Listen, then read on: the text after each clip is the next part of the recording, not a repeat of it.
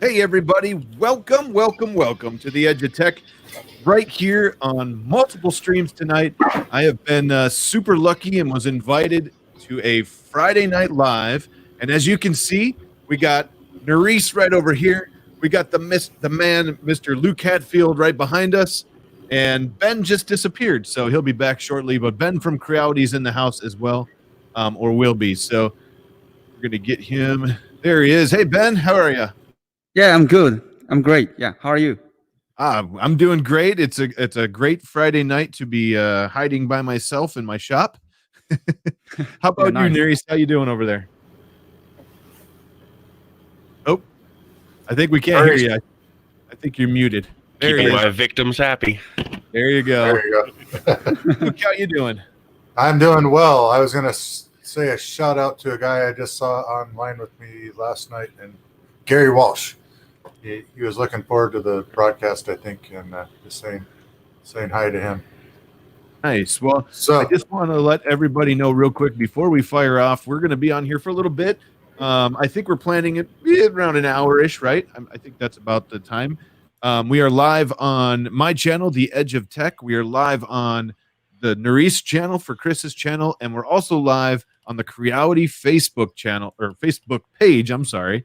So if you guys have any questions, shoot them in the live chat, and we can see all of the chats combined. So we'll throw it out there, and we'll get some questions going. Sorry, Luke, go ahead. Oh, no, I was just going to say we don't have a formal agenda tonight. We tried not to talk too much before the stream started so that you guys can be sort of involved with anything that just naturally happens. But send questions. Try not to get too overly technical, but we'll answer what we can. And if you have topics that you want to discuss other than the current social problem that we have. No human malware. There you go. No human malware. I just want to say Old Curmudgeon said, an hour isn't that long. Well, we'll see. We'll see where we're at in an hour, and we'll see how everybody feels. And if we're rolling, maybe we'll go longer. I don't know. Yep. Yeah. We have the option. We have the end button at hand. Yeah, we got a lot of great people in the house. I have yet to see any questions. I am trying to monitor the stream. We're good. I got it up on mine and up over here too. We're getting some great comments from Facebook as well. Jacob says Creality is the best. Creality says hi. Oh no, 3D Printing Mama killed his own stream to come over here. Oh no. John, thank you for doing that. We appreciate it. John from the Philippines says hi on Facebook as well. And then, of course, we have all of our, as Chris would call them, our victims on the YouTubes streaming in from all 3 locations right now. So, hey, everybody. 3D D&D Maker says hi. Nova says, hey Nova. Old Curmudgeon, 3D Print Viking, Ron Connors. We got just a ton of people. Mr. Buttram, #Wingman number 2 is in the house. But so how you guys been? I know it's been kind of a crazy week, and a lot of people have been doing some streams, and I know Luke kind of put this together with Ben and then invited myself and Chris, so we definitely appreciate that. But how have you guys been doing as a collective hanging out this week? I've been doing good. Keep my critters happy. My town isn't going crazy like most places.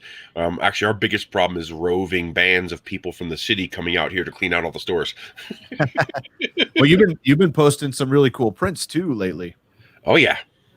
Yeah, Chris has a bunch of stuff in store for you that I'm pretty sure we'll get to see throughout the stream today. Right.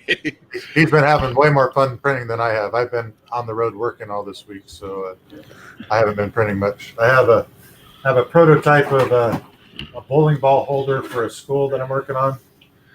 So it's the thing you put your bowling ball on while the team is bowling or whatever. It'll have the player's name on it. Oh, there you go. It has the school thing on it. That's awesome. Never mind the under extrusion. That was just, I was a form factor testing, not using quality filament and really dialed it in or anything. So hey Ben, I'm not sure if you can answer this question or not, but we did have a really good question from Dennis, and actually it's a question that I was going to ask you too. He says, will Creality be offering separate resin trays for the LD002R? The VATs. Oh, The VATs, yeah. You mean the? Okay, yes, we do have. Last time I think Chris already mentioned this in the first time we sent him the beta, the beta version of printers. I think we need we're still considering, yes, and also think other companies are doing, and it's but I think since this virus thing, it's really delays a lot of stuff. But we know this already, so we will see if we could do something later with this separate trace. Yeah, I would love that. And the other thing that I would love to see is an extra build plate, like the actual plate itself that goes on. So you can start it printing again and then clean the other one while the other one's working. That, or if you're like me, Changing and you colors. accidentally, if you're like me and you accidentally scratch yours, maybe you want a new one. But yeah, a new one. If you guys sold extra ones of those, like Luke said, you could pull that one off, throw a new one on, and start a print right away. That would be amazing. Oh, Plus, if you want to change colors, you need different vats. And vats. There is a little background engineering there, because if they don't index right, you may not be able to hot swap it. That'll be That's true. to work out. That's right. You know what? That's true. You'd have to level both of them, and that would be, It's not even leveling. If they don't insert exactly the same way each time, you're going to have an offset. Yeah, that would be the indexing thing that basically E3D was sorting out as they did their multi-tool changer thing, right? Trying to get feedback. But either way, it'd still be nice to have the option, because it if you worked at it, you might be able to figure out how to make it work. Yeah. You're welcome, Sean. From all of us, you're welcome. Yeah. I think all of us in our own way are doing this because we enjoy helping the community in our own individual way. Some people think that we do it for money and fame. Sure. If we're doing it for that, I got robbed. So Inventor Square has a great point. He says, can we do formal introductions for those of us who may be here and don't know each other? All right. And that we could definitely do that. My name's Jim. I run the YouTube channel, The Edge of Tech, and we also have a Monday show called Hot Makes. And you can find it on the channel called The Edge of Tech. I believe it's all in the links. I linked all three of our channels here. And that's who I am. Chris. My name is Nerys, or Chris, and I have a YouTube channel, and my cat is giving us a little show back here. That cat loves that chair. Oh, they love sitting on top of there. All right. All right. So this is Ben. I'm from Creality, which produces the most popular CR10 3D printers like Ender 3, and let's hear from Luke. Yeah. All right. So I'm Luke. I'm known under different guises throughout the communities. I have a online moniker that's Onebadmarine. I use that at Thingiverse and on YouTube. And then within the Facebook groups, I'm known as Luke Hatfield, and some other things, sometimes good, sometimes derogatory, but also the guy that spams the 3D or the hot and fix, because I think that it's a really valuable tool to help a lot of the new people out that are struggling with under extruding prints. And I see some people out there throwing out the Nerdy J nickname. That is my nickname, my moniker, we'll call it, on my Monday night show. And people out there who are watching are throwing it out there. But we had some really good questions. I'm trying to keep up with them so we can throw them out there and we can ask. I know I did miss a couple, but Marty Jordan says, what kind of, is there a certain filament I should be using for printing masks? Are any of the filaments harmful? Anyone can jump in. I think you're probably safe with PLA or PETG. ABS is probably fine. For a mask? Yeah. All right, here's the thing with the masks. If you're going to be making, if like a local medical place wants you to help them make masks, you want the PLA part to be as little as possible, and then you use the plastic shield, because the PLA parts are basically one-time use. So they're going to use them for a session, and then they can't use them again because there's no way to sterilize the PLA part. So the less plastic you can use, the more minimalist you can make them, then they can just swap the sterilizable face shield to the new PLA part so that it maintains integrity, because the virus can live on plastic for, I think, 3 or 4 days. Yeah.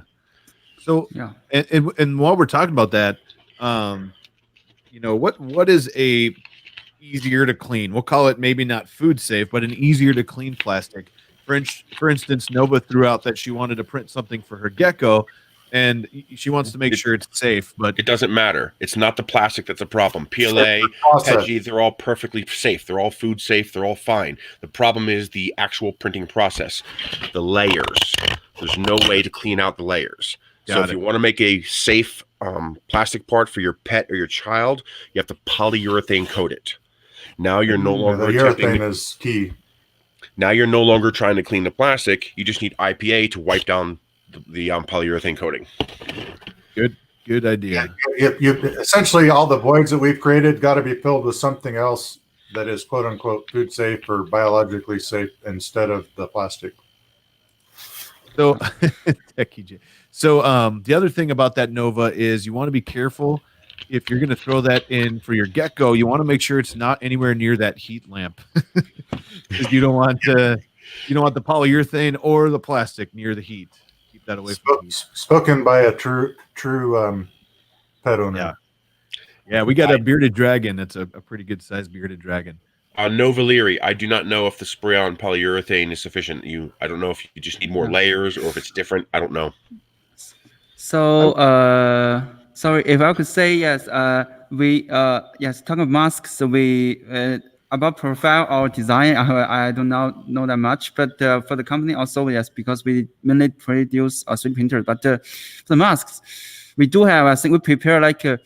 I think 30,000 to 50,000 face masks, so for free to send out. But just customers already buying up our printers in any site. I think we should release it today. Everybody could go there, just put your info, and then we'll send you free.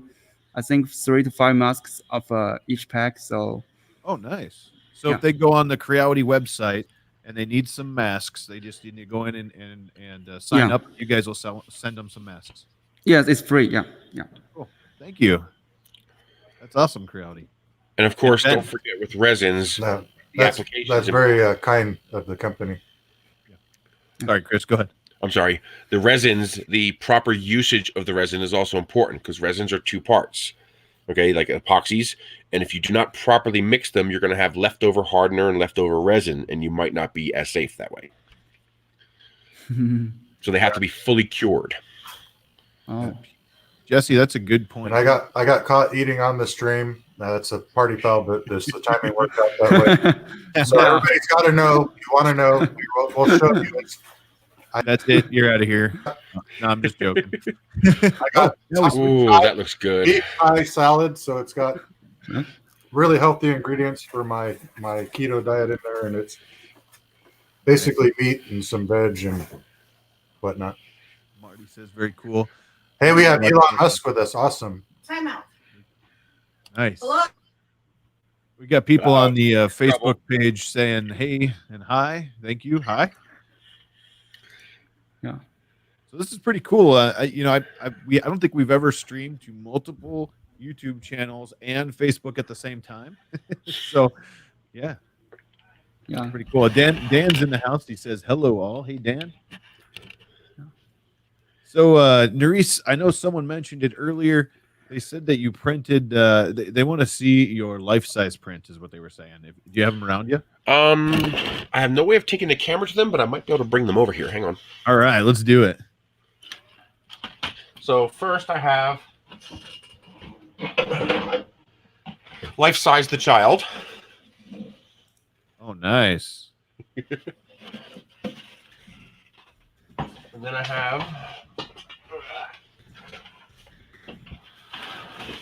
a 3-kilogram Zelda.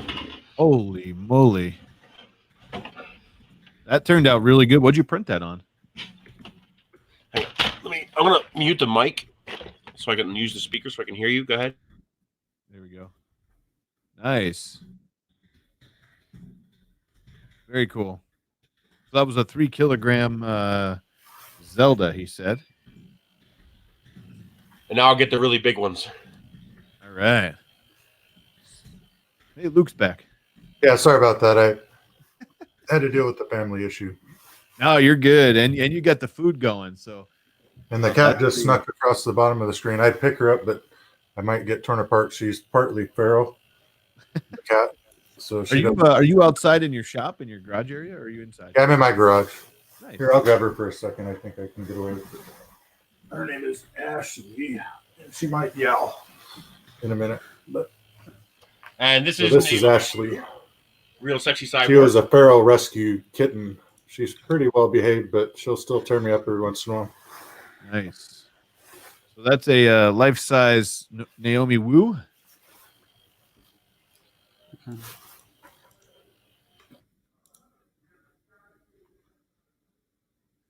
Nice. Very cool. Yeah, he's been printing some just huge stuff. I got some big stuff. I need to get my Ender 5 Plus here. I'm dialing it in now for a couple of really long prints. It's going to be almost 2 full kilograms, and combining them into one. So stay tuned for that. Go ahead, Chris. Yeah. Oh, there you go. He's got the full size Naomi there. There you go. We'll just that may actually be taller than she is, I think. It's almost exactly the same height, except I forgot the hair. So if anybody's 3D printed anything at all, you should be familiar with Louis Driggers.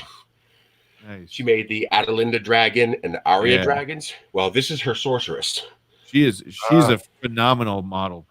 She does some awesome modeling, is what I'm trying to say. Yeah, she does. Since Chris got relocated, he's been able to put his printers to better use. Yeah, pretty good background. Yeah, I got to tell you, on some weird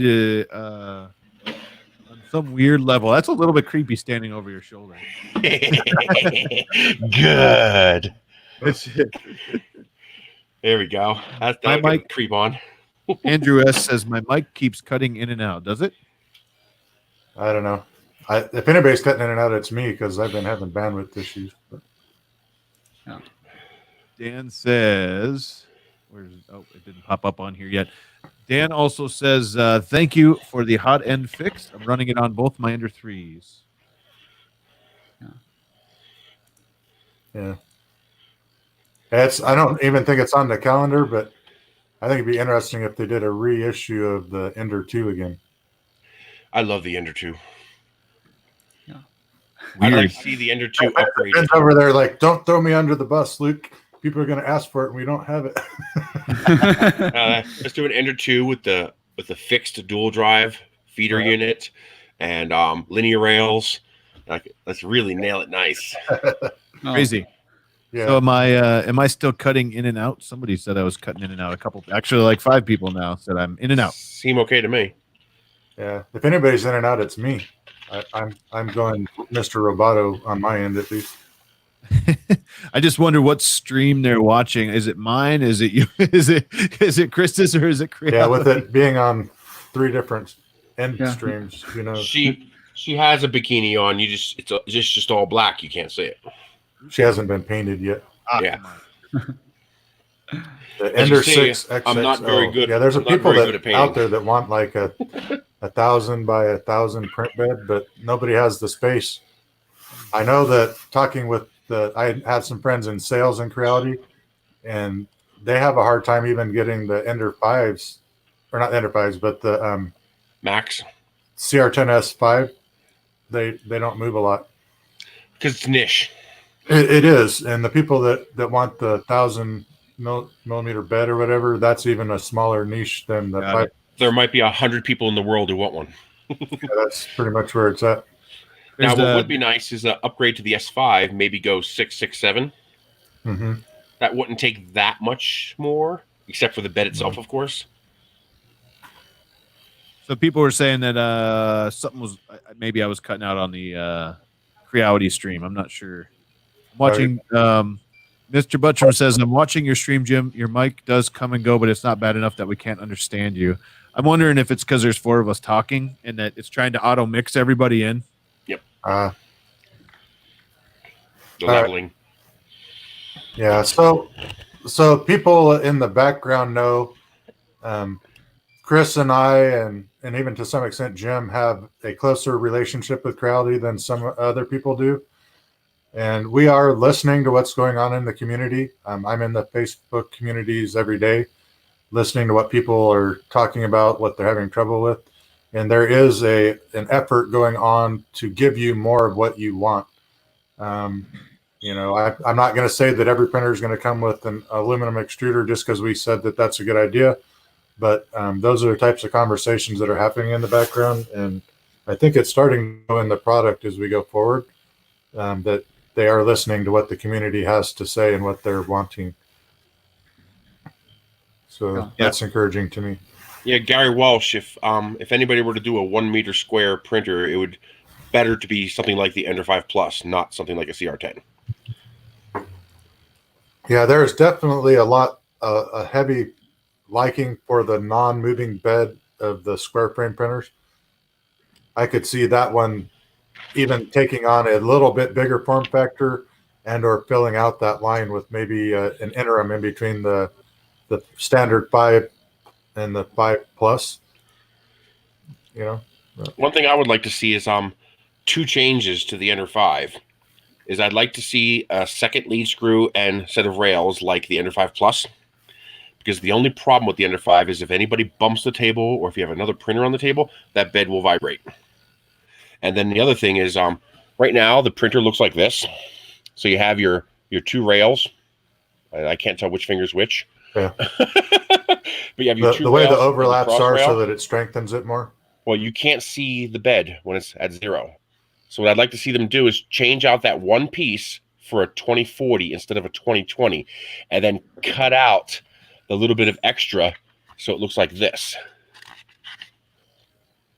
So this bottom section of the rail here, cut that out so that you can see inside where the nozzle is. So part of it's coped out so you can see what's going on at the bed surface while you're right now you have your rail like this, but that's exactly where you need to look to see the first layer. Right. You can't move it up because then it can't bolt down. All right. So instead, put a 2040 there and then cut out the bottom half of it. So, Chris, there's another way about that. Mm-hmm. What a couple of guys have done, and I'm looking at doing with mine, and we can talk to engineering about it, is they're actually just lowering the rail on the front side down enough to be able to see the bed. Because it doesn't have to be all the way at the top. Oh, okay. If you could do that, just put 2 new holes. Or down like 50 millimeters so it's not blocking that point, and it'd be fine. So I think that might be doable. We'll have to experiment with that a little bit, but I think it's plausible. It's just that first 20 millimeters because that's where you got to look. So being a machinist, I can do it with paper to right where I want it every time, but not everybody can do that. So I understand the need to be able to see the bed. Leveling is not a problem because you level if you level my way with a large circle. The problem is when I tell the printer, okay, make something for me, and now I just want to look real quick and see, is it working? Right. Did you grab the right G code? Huh? Yeah, and just make sure it's sticking. Just make sure it's sticking to the bed. It's really hard to tell, and you got to get a flashlight out to get light in there. And yeah. So I'm pretty sure I'd have to double check, but I'm pretty sure it's not very hard to lower that down. Wow. It might involve minor cutting. Sean Butler and a couple other people said they would love to see a 500 by 500 by 500 Ender 5 cube. Yeah, that would be. I mean, any cube that would be awesome. Now, I love how big. I love this one, but I can't. I mean, that'd be huge. It'd be big. That's a lot of real estate to give up. Yeah, this is already about 2 feet cubed. If you got a tape measure and you're watching out there, 24 inches square. Yeah, measure 2 feet on your table, and then imagine how big that is. It's huge. It's big. Yeah, I just got in the motherboard so I can get the CR10S Pro Max going again, but man, that is a beast for size, and it's 460, 500. No, this was designed by was it Inspire 3D? I believe it was Inspire 3D. He's the one who made this. Nice. Somebody asked me a question for a couple times, and I got to go back and find it. So they asked me about grounding the hot end. Let's see here. Here we go. Is there a way to ground your hot end on a 3D printer? I was cleaning filament away from the hot end. It has killed the main board. Ow. Were you using like a metal wire brush or something? Because I've heard of a couple cases, especially when one of the YouTubers decided to use a brass brush to clean the nozzle off, and the wire catches both legs of the heater and shorts out, or in the heater and the thermocouple, either way. Oh, short Trying to between the remember. heater and the thermistor. Okay. right, someone created a wipe command for the Ender 3, and if you're looking at the machine on the right side, what they did was they put a piece and a wire brush there, so I believe they were trying to do it with dual extruders, if I remember right, or something like that. Anyways, it would go over and run across that and then back and wipe it. The problem with it, like Luke said, is that it was a metal wire brush, and people were starting to do that and then shorting out their stuff. Yeah, if you got a decently stiff nylon brush, you could probably pull it off, but I wouldn't with anything metallic. I think people did that because there is a couple manufacturers that have a brush wipe built into their printer, and they use metal. Yeah, the thing with theirs, though, is they intentionally make the bristles so short they can't get up to that area. And if you go to Harbor Freight and buy the ones that have like 10 or 11 millimeters of bristle, that's not the same thing, and that's where the problem lies. Right. So, not saying you guys can't do that, but be very careful if you do, because then you're looking at zapping your motherboard when you take out the short or incur short. Right. The person who mentioned about the Y movement on the S5 with a large print, that's why you have to slow down with a printer that size. So you want to lower your jerk, you want to lower your acceleration, and you want to max out your print speed at like 40 millimeters per second. William, I'm not sure what you mean by this. Do any printers allow for loading G-code off of a USB flash drive? Seems like it'd be easier than using an SD card. Yes. There are printers that use USB flash drive. The resin printers are on USB instead of on SD. And you can get an adapter, right, Chris? I believe for the flash cards to a USB. No, you can't. You can't. That's a different architecture. You can go flash to USB, but not USB to flash. Got it. It's one way because there's a host slave relationship there. Some manufacturers do that. The MKS boards are capable of accepting USB inputs. So the Two Trees printers, Sapphire S use USB. The artillery, they use a USB drive. But that would require a change on the board. Your Creality printer doesn't come with a USB port. You can't add one. Yeah. And here's me. I really am not that off-put to have to put a card in the machine. I know what's on the card when I stick it in there, and I don't have very many problems. I do use an extender so I don't wear out the port on the card or on the machine. But other than that, Prusa Mini is USB. Mike, I'm supporting Mike. Never let the machines win tonight. All right. He's right here. Yeah. Chief, it's because Thingiverse is slow. We'll just say slow. That's a good word for it. I do like that we're starting to switch to full-size SD cards, though, because they're more durable. They're harder to lose. Yeah. I use a mini to full adapter when I do the extensions. So then all of mine are in full size because I got on Marketplace and I got me a bucket of SD cards now. So nice. Grab one and go, I just scored 24 gigabyte SD cards for $40. Sweet. Nice. I ended up with that one bulk purchase I got. Now there was a couple of them that were so small they were like 32 kilobytes. A couple of them, but anyhow, but all told, I got 62 of them for $1. So I thought it was a pretty good deal. Nice. Mike Lindsay, yes, I can shoot a link out there. It is I did do a video on it, and in my video it also links to Luke's help guide is where I got the whole idea for the video because he's the man that came up with it. He can tell you a little bit about the fix, and then while he's doing that, I'll get the link for you. All right. Sorry, I was lagged out a little bit. Yeah, it was me. So there is only one original hot end fix. That's how it's named on Thingiverse. If you want to find the original one, it will be authored by me as Onebadmarine. That's how you can tell it's the original. There is a couple people that have done variants, and they're actually good variants, right? One of them is putting in a little pocket so that the top end of your tubing is caught by the spacer, because they were having trouble with curled tubing sort of deflecting inside or whatever. And they'll have their merit. All of my work was trying to make it as simple as possible so that it was easy to execute if you're having struggles with your printer to get there, right? So mine works, and there's variants that work as good or maybe even a little bit better. But yeah. So I just shot out a link. I'm hoping it goes out across all of the streams. I think I'm a mod. Pretty sure I'm an admin on Chris's stream, so it should pop on mine.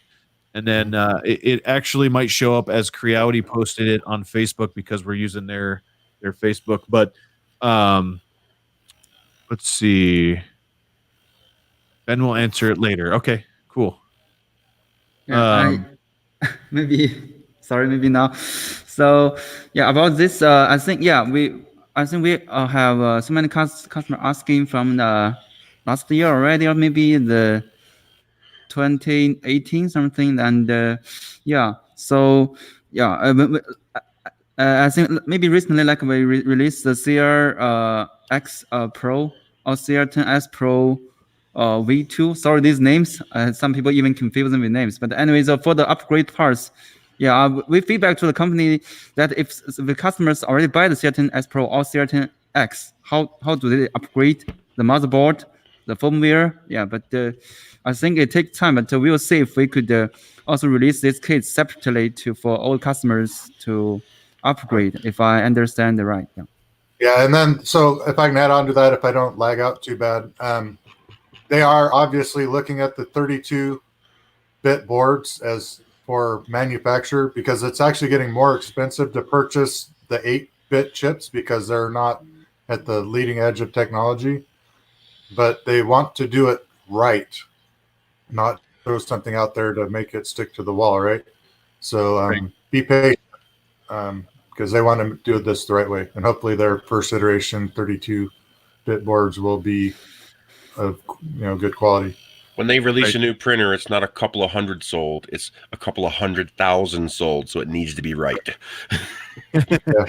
Yeah, I'm actually working on doing a video project for their anniversary that's coming up, and I put in a request to the sales department to get the actual numbers, and they wouldn't even give me the numbers because that's too hard to keep up with.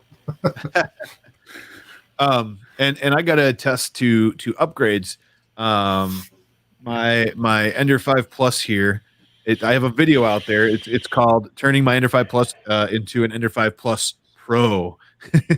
So Chris and I had talked about that over here many times about calling it the Ender 5 Plus Pro, right?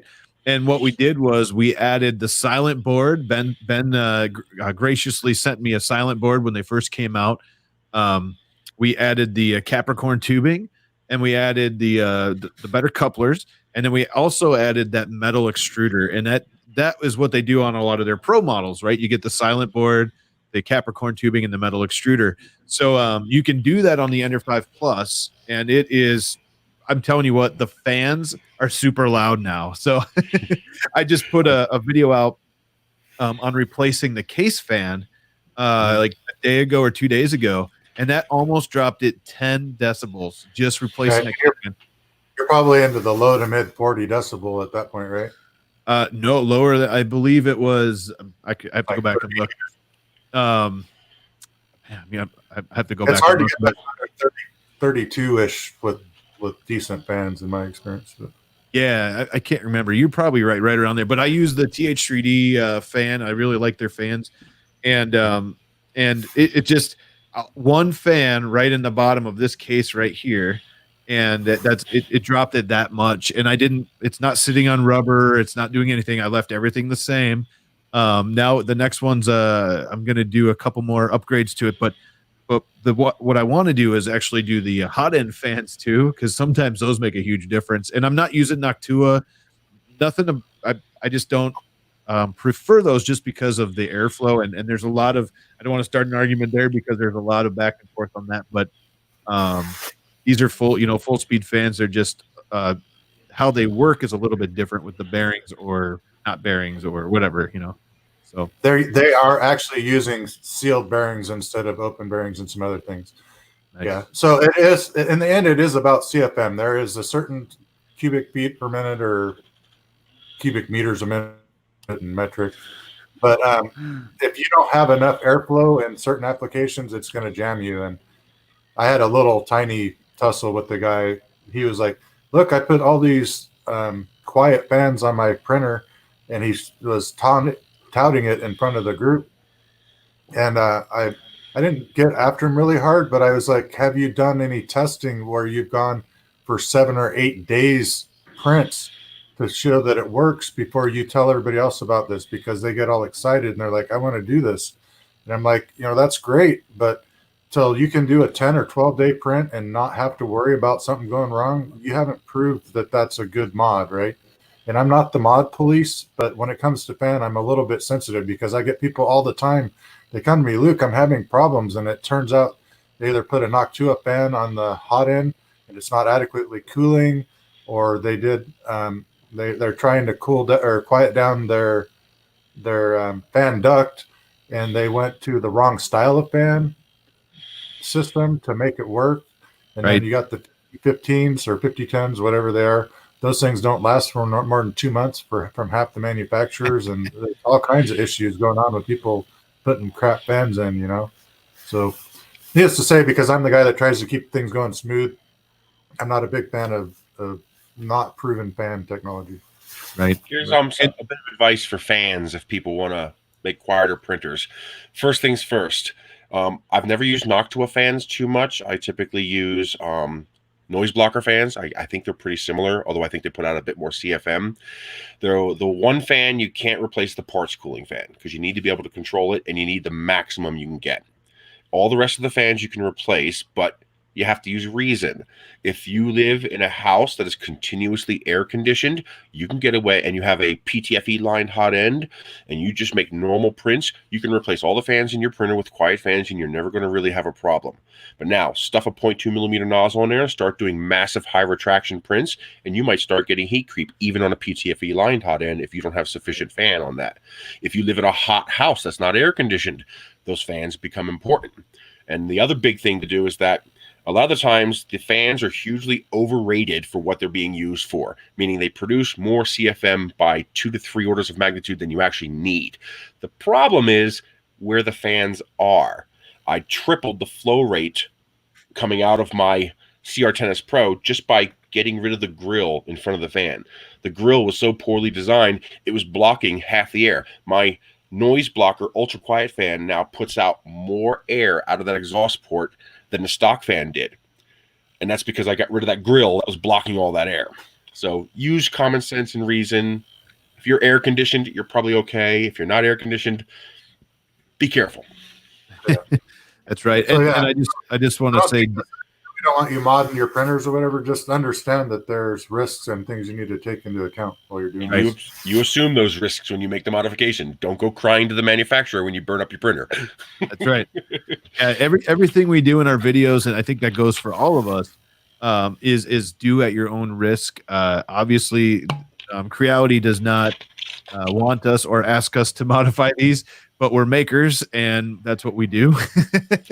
So yeah. Just remember that if you do modifications and something breaks, don't contact Ben and say, hey, I need a new printer because you broke it. And David Houghton, he just checked, and I just looked at my video too. I got it down to 46 to 48 decibels at the bottom, like right at the bottom of the printer where that fan is. So I think it was almost 10 dB, which is, I'll take it.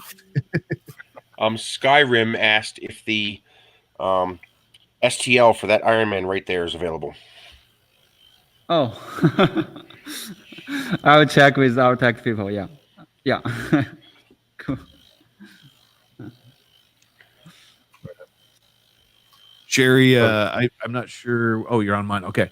I hope that it is fixed as well, Sherry. And I know that Ben and the crew are working hard to help everybody as much as they can. So hopefully, if you have any questions, just get a hold of one of us, reach out to Ben or Creality in general, and we'll help you out. And do you know this? I've had several times recently. There is that Creality 3D shop.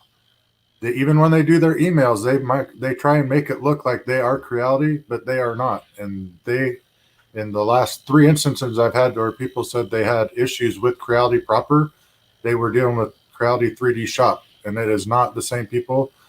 We have been trying to take action to make them sort of come in line, but right, that's a problem, and I don't know how to directly fix it. But do you understand that you may not be talking to them, especially unless you know for sure? Because even the one guy, he was like, "Oh, I bought it directly from Creality." Well, it did come out of Shenzhen, but that retailer is in Shenzhen. They used the Creality letterhead. They made it seem like they were Creality, but they were not. Yeah, it's fraud. Yeah, you're right. I mean, they are quote unquote an authorized vendor, and they're at jeopardy of losing their vendor ticket if they don't get their stuff together. But it's a really hard relationship for them to deal with. We did have a good question for Ben, and I'm just trying to find it so I can throw it up on the screen. It was off of Facebook. They said, will there be a solution to relocate the runout filament sensor on the CR10 V2 when using the Titan direct drive? Oh. So I'm assuming they... Oh, go ahead. Yeah. Okay, so there's... Go ahead, Ben. I have one.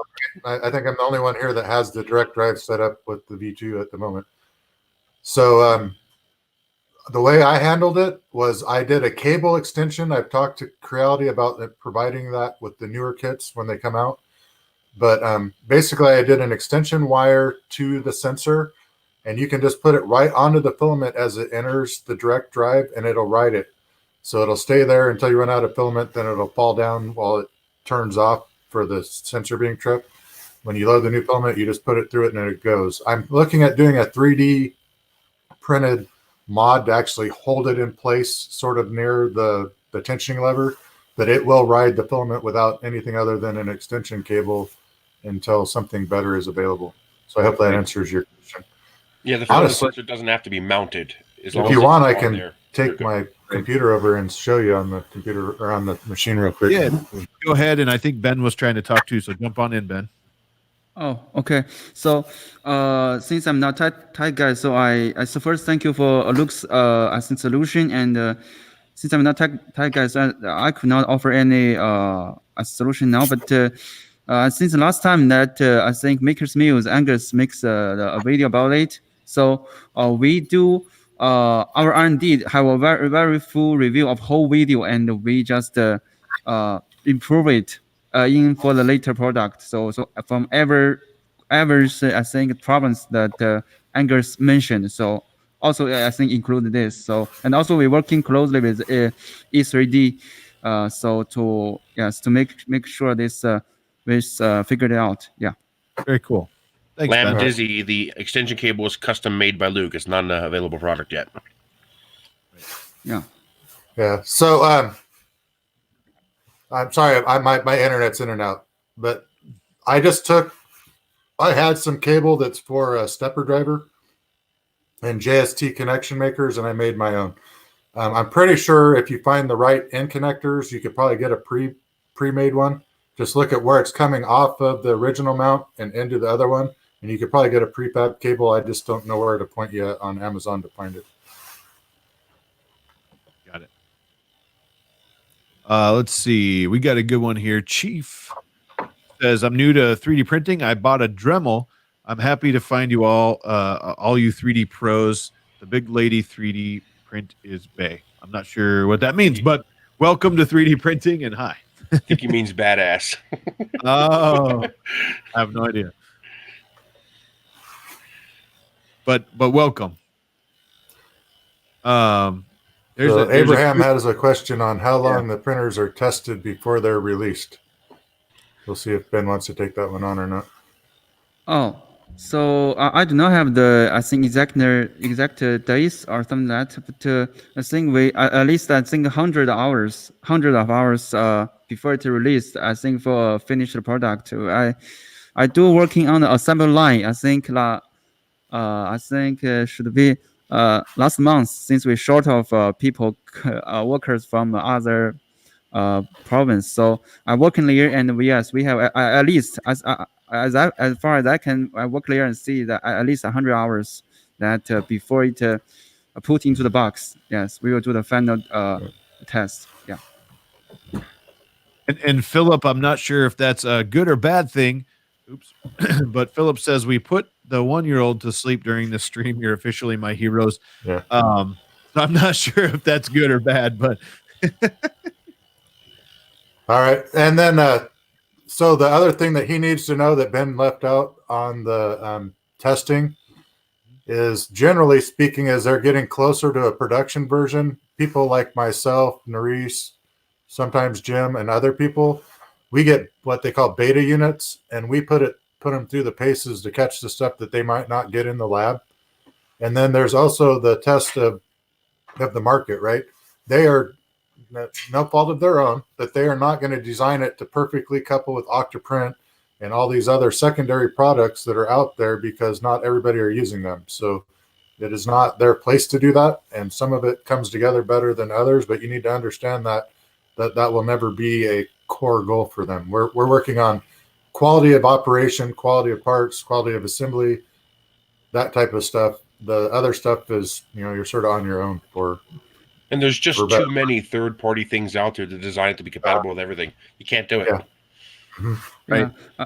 And I think in behalf of company, I think yes, we do receive feedback that for the whole Creality, we maybe too I think release kind of many product out there in a short period. So yes, people. Yeah, you always say that maybe take more time for some few product makes it great, but not many products. But it's not that great. It's good use for sure, but it's not that. So we do feedback this to the company. Yes, it's the issue.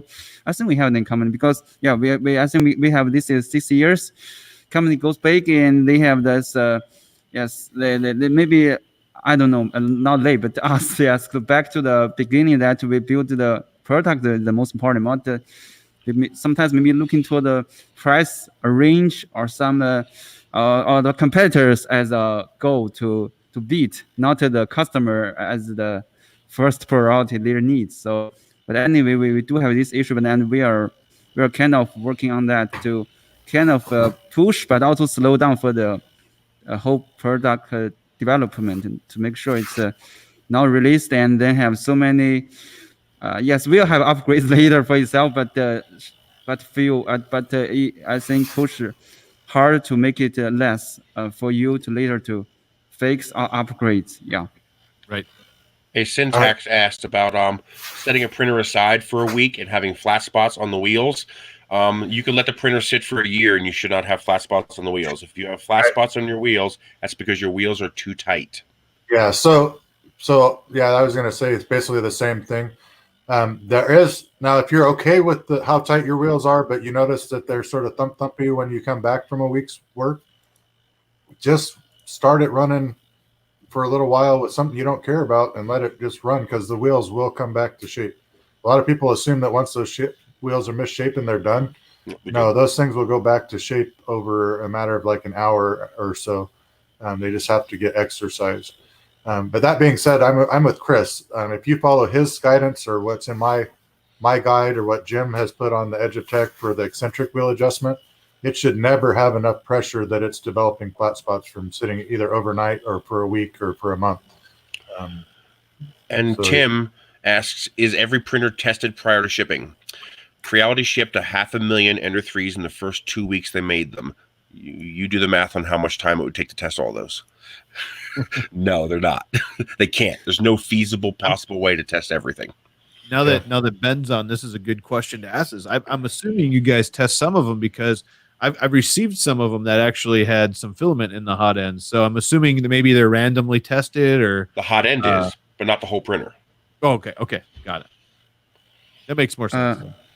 Yeah, I think yeah. Since I'm not, I'm mainly for sales, so I do have a little bit time in factories. They check it, yeah. But yeah, as Chris said, yeah, I think not 100%, not every part checking. So, but yes, because of the lack of the shortage of the worker, but we try to test like hardens, the must test, and other parts, but not But we're trying to.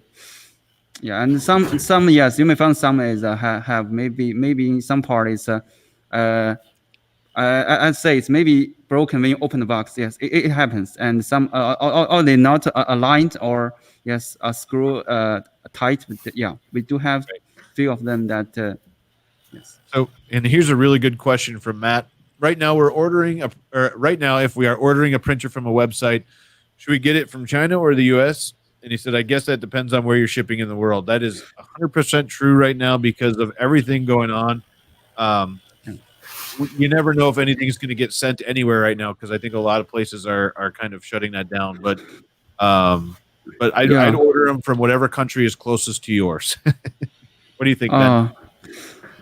Yeah, thank you for this question. So yeah, first we will make sure the real stock is real also in the website because some like I think you as a customer you all buying stuff a lot, so sometimes you're buying it but actually the real stock is not. So we first make sure that what you can buy is really have stock. So this first thing, and then I think we do have really shortage for all products and especially for parts. In some parts factory even not open yet. So but so it's I think we have few overseas stocks but it's really short, and I think most we are sending from China, but really recently the whole supply, I think its price chain is gradually shut down. Yeah, they start with this small thing, but now it's going to like I don't know. I heard this is we have like something like 15 kilogram. Maybe when we will be restrict. So it's really hard for us, but we will see how we figured. But as just Jim said, yeah, it depends on the yes. All right, so I have bandwidth for a second, and I see a question that I think I can answer. So we got little DV166. He's asking about a printer that the LCD shuts off a few minutes into the print and then it eventually fails. That is very indicative of the control card and your dial controller being bad. What was that? Cat? My son is selling one of those plastic BB guns, and about 500 BBs just hit the floor and went everywhere. That's gonna be fun. I think that's going to be worse to pick up than that bucket of screws you were picking up earlier. Of other stuff, yes. Yeah. Well, you can use a vacuum for the BBs. So my internet came back. I keep getting these lags, but anyhow. But the core thing to know here is contact your seller. You get 1 year electronics on your printer, so you can get it replaced under warranty. Nice. Sorry about the distraction. I don't know if you saw the look on my face earlier, but I have rods on the ceiling above me. The cat was trying to decide if she was going to go across them, and I'm worried about her falling on my head. That'd be great. Thomas says that sounded expensive. It's like $3 worth of BBs, but it's going to take me like 45 minutes to clean them all up. There's a lot of puns going on right now. It was actually BBs, not Exciting screws times. this time. So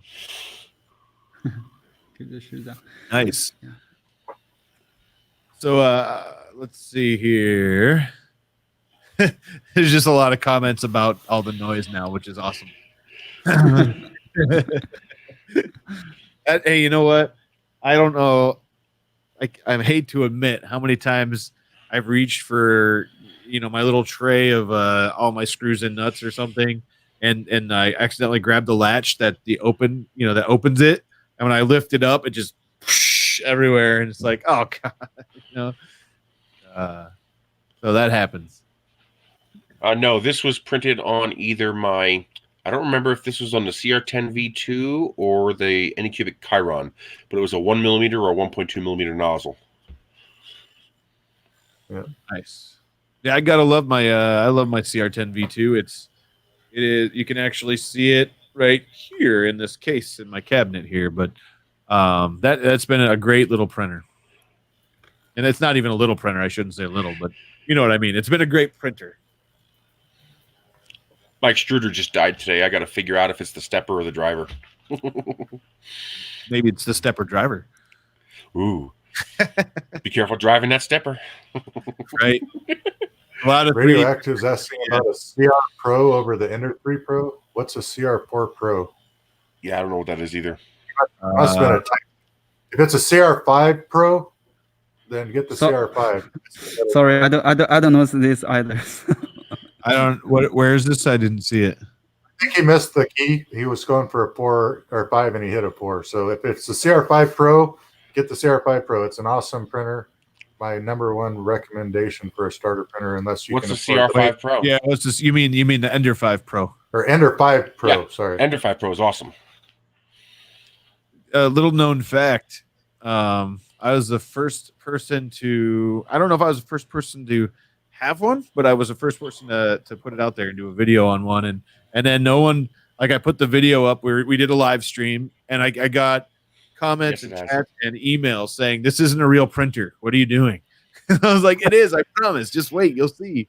But the guys over the people over at Lux and Watts, they shipped it to me early, and I really appreciate that. And I believe they're a Creality reseller, right? And I believe that was their deal. But it was funny because I in the title I had to say, like, it's real, because no one believed. I think I talked to Chris and he's like, that doesn't exist. What are you talking about? There was one other person that had one, but it was me, and I wasn't putting it out publicly, so they didn't know. But yeah. Thank you, Chief. Yeah. Cool. Yeah, thank you so much, Chief. There we go. I'm not sure what channel that's on, but This awesome. one. Oh, nice. Congrats. That's awesome. All right. Excellent. So yeah, support the people that are helping you out for sure. I'm not money grubbing or anything, but if people are helping you and it saves you time and energy, compliment a little bit. I do it occasionally myself. We are the equivalent of PBS. We are supported by you, our viewing audience. Pretty much. I even uh, thrown some money to Marlin Project because people don't realize. I mean, well, for me, it's even more so, right? Because I have multiple printers.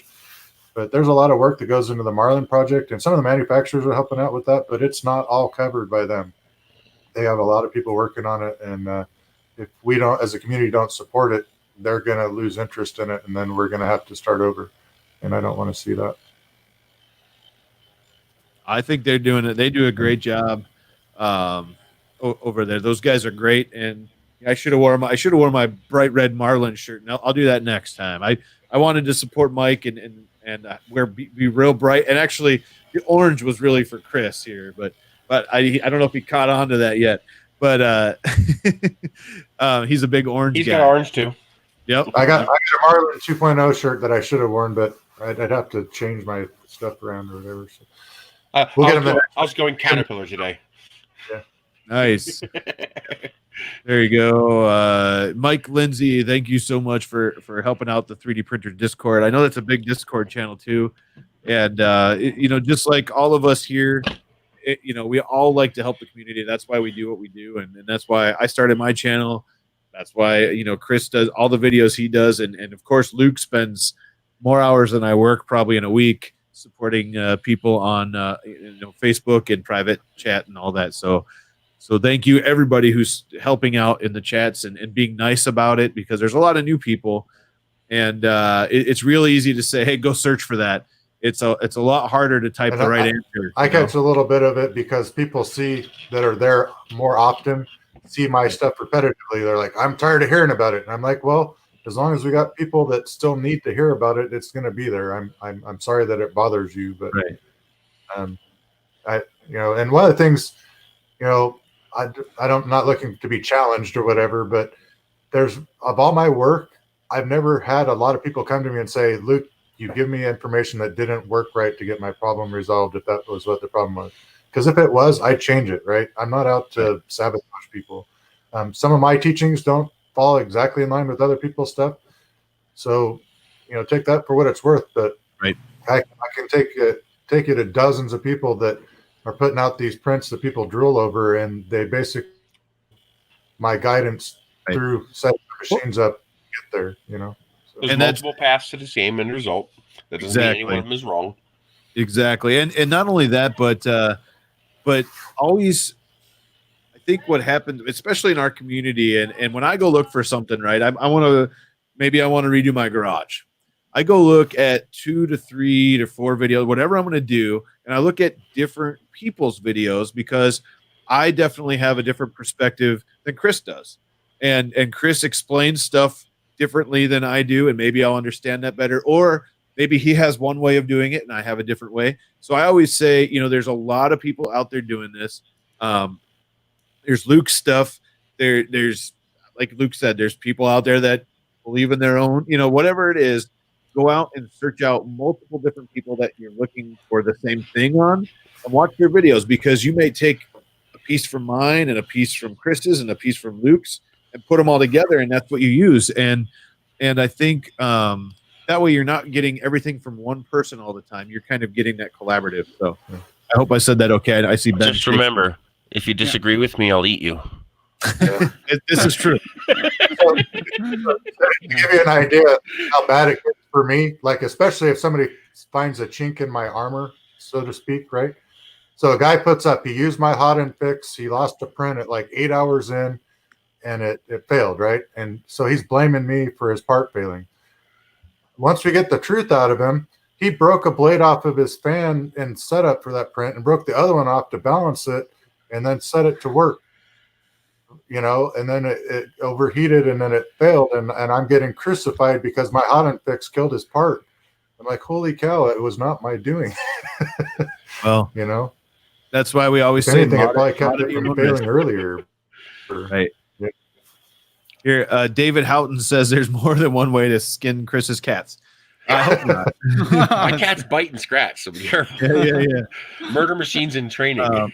Old curmudgeon, he says it took Jim, Chris, Teaching Tech, and others to get me to get my MKS online. So, like we were talking about, watch multiple videos from different people. You'll get great perspective. Everybody does their stuff a little bit different. Sometimes we cross streams. Like maybe I did an Ender 5 Plus and Chris from Kersey Fabrications did his Ender 5 Plus in the same week, or we kind of like mix like that once in a while. But the funny thing is we don't talk; it just happens, and it happens. But I tell you, we all try to do the best we can to help and show you what we're doing, and I think Creality, we really appreciate the Creality printers. These guys are awesome. They do put out upgrade parts, so check out their online store, and you can check that out at crealityofficial.com, because they do offer metal extruders. They offer parts for their printers, and that's something that you can check out right from their store too. And if you want to get the stuff straight from wait, how do you say that? Straight from the place it came from, I guess, from factory. Straight from the horse's mouth. There you go. My apologies for being out of sync with the thing, but my internet dropped there for a minute. Oh, nice. So I got another edit to my guide coming out. I'm going to have more advanced alignment guides for the Ender 5 series, both types. Nice. So the down and dirty on it is basically I'm making sure the frame is square. You're aligning one guide rail to the frame, and then you do the up-down procedure that's already in the manual to align the two rods to each other. So you can take that if you've already got the machines. If you're skookum to what I'm talking about, you can do it on your own. But that'll be out in the next edition, along with a few other minor things. It sounds like I have some stuff to film. That's the reason my number one suggested first printer or even second printer is the Ender 5. Because of the box structure, it's almost impossible to put it together wrong. Even if pieces are crooked, as you tighten it, it will align itself. So it's a very ideal Basically, printer. what I'm finding is occasionally people are pigeon toeing or making a parallelogram out of their guide rods on the Z. Right. And this is just an exercise to make sure that they're as aligned as perfect as possible. So when I was just talking, I mentioned checking out Chris Chris's videos over at Kirsty Fabrications. And I mentioned that once in a while we cross streams, we put out videos on the same printer or sometimes the same thing. And it was hilarious because literally, I think right after I said that, he popped in and said hi. So he's in the stream. Hey, Chris, how you doing? He has a new one coming tomorrow. Awesome. He does just a great job on the Ender 5 Plus series, and another great person in the community. If you want to get some really good information, he does an awesome. I've never heard of him. You got a link to his channel? Yeah. Let me do that. Give me 1 second. I lagged out. So who are we talking about? Kirsty Fabrications. Yeah, Chris over at Kirsty. And I haven't personally talked to him, but since you're watching, Ben and I would like to do a live stream with you at some point. So if you want, reach out to me on Facebook Messenger or whatever, and we'll get that set up.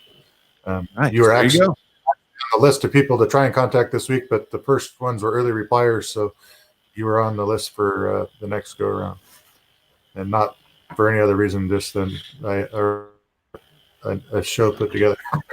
Nice. There you go. I just threw out Chris's. Let's see. There we go. I just threw out Chris's link, so we should be good. And yeah. Yeah, I'm not subscribed, so you're new to me. Nice. And Chris said, there we go. Ben and I have it scheduled. So there you go. Yeah, that's a good question. This is from Abraham Quintana asking Creality Ben. I'm curious too. China makes a shit ton of 3D printers, but are they popular with Chinese people? Oh, I really allowed to answer these questions. Oh, that's okay. That's okay. He's allowed to do that. No, that's totally fair. Yeah. So I think it's opposite. Yeah, it's opposite. So okay. from my personal because I think it's really good for me to answer because I'm not a guy like you, so I will know the normal people feel about this. So yeah, I think why I just entered this company or this industry is that I have a friend who's in the manufacturing industry. They do the sofas, so they need to design the prototype first. And then the 3D printer is the easiest way to print a model to check it. So that's why I first know it. And then later I just trying to reach to everyone that I think in our mind the 3D printer is a machine, not a toy. So for most people, yeah. So I just joke that I will send them for free and give them money. They will be not wanted because in their mind they think this is a machine. Yes, it's right. You need to learn this, learn that, and yes. So Chinese manufacturing, I think ability is really strong. So they prefer to maybe buy something like 99 RMB with free shipping. But yeah, I know the party is enjoying the making this process for this, but. I don't know. Maybe we yes, and we also as civic culture. We just I think there's a learning culture that is we're doing exams all day for most of these young people, and they just there are few people in the other I think engineering stuff related career they will just maybe use, but for most people they just doing all the exam in our ability to build. To make, I think it's still yes, there should be better than before, but still many people just learning this stuff and maybe I think make money or something. But in art history or any other interest, but they just lack of this from the very beginning. I think you just build something stuff with your child. Yes, we do have this, but this is still very little. So this 3D printer in our country is still for I think most time for the people who design stuff or in the college. Or in this, yes, that all. But for normal people, I just almost never see a 3D printer in any friends or families, relatives' home. Right. Yeah. So I'm going to tell on Ben a little bit in that he and I have talked about him having a printer at his home, and his wife doesn't have space for one, and that is a very real thing, right? You know, we live in houses that are huge, and we have areas to put printers, but when space is at a premium, you know, you're giving up a lot of real estate to have a printer. Right. I am egging him to try and find one of the Ender 2s that's kicking around the factory somewhere, because he should be able to put that in a closet somewhere.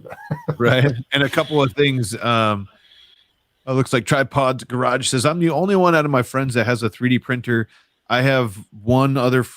No, I lied. I have I know 4 people that have 3D printers, but that's out of a whole lot of people. So that's cool. Also, Dan says, at the Edge of Tech, please let Ben know I'm glad that their machines have helped me get into a hobby I love. And I got to say, I've said this on my channel several times. For me, the Ender 3 started it all for me. I was lucky to start at the Ender 3. It was a very good machine. And not only that, but it's a gateway printer. It really got you into the printing. It got you going, and then it got you hooked. And out here, we're like, oh, look what I can build. All of a sudden, you're building everything you can find, and you're printing pieces for bird feeders, and you're printing like all my electrical outlets that I didn't put on yet, but I printed almost all of them. But I mean, you get hooked. Hot water heater wrench. Yeah, there you go. And then once you get hooked, it's like, all right, I either need another Ender 3 or I need an Ender 5. I need an Ender 5 Plus, and it just snowballs from there. And I have to say the same thing. I echo that. Thank you to 3D printing in general and in Creality for the Ender 3, because that brought me into this world, which hooked me up with Luke, which then hooked me up with Chris. So it was just like this big snowball that brought a lot of people together. Yeah. And I think one thing is similar, maybe, is that we need to ask our wife. So yeah, anyway. For sure. So while I got bandwidth, it seems like I'm connected at the moment. There was a couple of people mentioned that they were having trouble coming up with stuff to print. I highly recommend, if you can do it. There are several organizations that do 3D printed prosthetics for kids in third world countries. E-hands. To get where to find those, and if you got time on your printer, do that. I feel bad that I don't do more of it, but I've been investigating it so I can do more. And as I can, my plan is to do more, right? And with this time I've got off now, I might be able to do a little bit more. And we talked about not talking about the current epidemic going on. At points, there may become an opportunity to do something like that. We're not going to go into it in detail here, but if something organized comes out of the medical community with a call for 3D printed stuff, be sure that we will let you know and get you the information so that you can help out with that. But for right now, that isn't firmed in place. So look to either myself or either any of these guys later on if we actually have a organized effort, that we will be participating in that for sure. And also remember, 3D printers are tools. They're not life. If you have nothing to 3D print, don't print. I mean, do you use your drill press every day? Do you use your oven every day? It's a tool. When it's appropriate, use the tool. I mean, sometimes people say, I'll go to the dollar store and buy something. People say, why don't you 3D print it? I was like, because it's cheaper at the dollar store. I was like, I use 3D printing where it makes sense to use 3D printing, and where it doesn't make sense, I don't. Right. No big deal. Mm-hmm. Yeah. So because I'm known in my community or my group of friends, everybody has their circle of friends, right? So I'm known as the 3D printing guys. So I catch a little bit of stuff that's incidental where people are like, hey, can you make that for me? Or, that type of stuff for people that don't have the commitment to buy a machine. That being said, I don't know how many people within my friend circle total, but we're probably well over 25 people that I know have bought them because they've seen what I do with them. So not that I get any commissions or anything, but it's just sort of neat seeing their spark when they come to me and say, hey, look what I did with what you got me into, right? So that's edifying for me, or gratifying, however you want to call it. Oops. Let's see here. Here we go. Inventor Square has a great comment here. It's a hobby that kind of changes your life through the way it changes the way you think about the world, and it gives you interesting people to meet, etc. And I totally agree. And I tell you what, almost everybody I've met in the 3D printing, in the maker community, really, but in the 3D printing community, is amazing. People are awesome. We had the pleasure of of hanging out at ERF this past year, and Luke was there, and Chris was there. And, we wish Ben could have been there, but I know he couldn't get there. And we did a dinner after Saturday night. I believe it was Saturday night. We did a dinner with like 15 to 20 people, and we sat outside of a restaurant in an area that wasn't really open, but they opened it for us because we had such a big group, and they did a phenomenal job. But it was really cool to get to know everybody and talk, and it's all like-minded people. So that's one of the best parts. Yeah, and I was lagging out there a little bit, but so for those that are just new into the hobby, there's that honeymoon period, and during that honeymoon period, everything that you come across that's manufactured, you're mentally visualizing, can I make that on my printer? Mm-hmm. That's sort of fun. Not only that, but big stuff too. You're like, I could probably print that. Yeah. Not everybody has a CR10S Pro Max like I can and do. Like I did a friend's cosplay body armor and Pet G in one piece, the full breastplate. Right? That was a fun print. I did it during the beta testing for the Max, but yeah. You know, well, and look right over over Chris's shoulder. There's a full size model, like literally full size model right there. With the hands in the air, it's over 6 feet tall. I did that in 4 pieces. Well, the body's 4 pieces. Nice. Well, and I want to say while we're on here, I could 3D print that. Kirsty Fabrications has bumper stickers that says that. It says I could 3D print. Actually, that's good. I like that. I have it right over here. I'm gonna have to grab it so I can show you guys. But nobody told me about this. I feel totally left out. What's that? Oh, the bumper sticker. I did one. I'm gonna get mine. Hang on. All right. Yeah, I would put that on. My vehicles don't get very many bumper stickers, but that would definitely be worthy of putting on my truck. Oh, fan, you're killing me.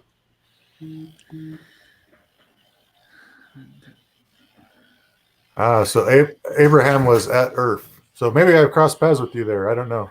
I've met a couple people at ERF I wasn't expecting to. Even ran into a couple people that knew who I was from Europe.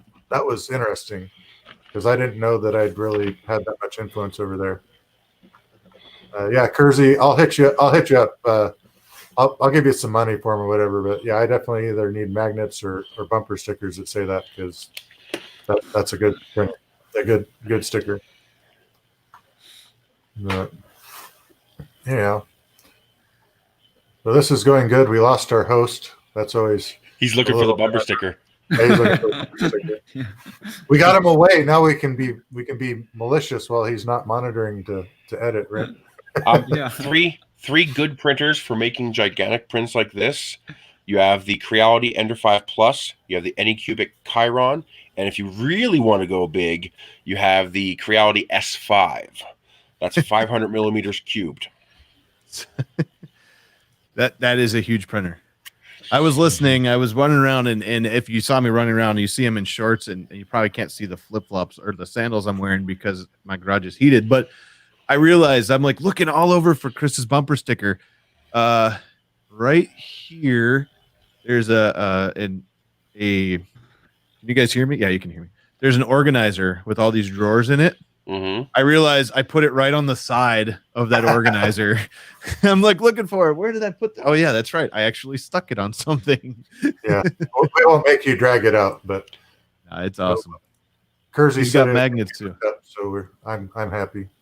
Well, to give you an idea, it's not exactly slow as people think. If you were to slice this model with a 2.4 millimeter wall and print it hollow with a 0.4 millimeter nozzle, it'd probably take you about 800 hours of printing. I did this in about 120 hours of printing. Because even though I'm only going 30 millimeters per second, I'm extruding 6 times the volume of plastic per millimeter of movement. Right. So ultimately, I'm going 3 times faster, even though my head's moving at half the speed. So 6 divided by 2, 3. So even though you're not going fast, your volumetric flow is huge. Yeah. Hey guys, you gotta have a hot end to keep up with that. So hey guys, well, real that's quick, why you slow down. I just realized that we're about 20 minutes over. I want to make sure you guys are still okay. Luke and Chris and Ben, I want to make sure time-wise we're still okay. I'm good. Yeah. We're okay. We're good to keep going until we'll cruise for a little bit. So John Brooks says he had some questions about the S5, but can't get them answered. Go ahead and shoot us out those questions. We'll do the best we can to answer those for you right here.